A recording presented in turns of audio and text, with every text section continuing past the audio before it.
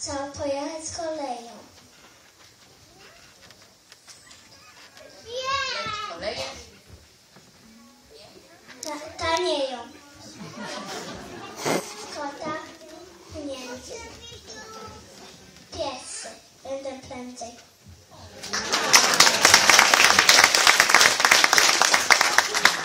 Dziękujemy bardzo za uwagę. To była klasa czterolatków.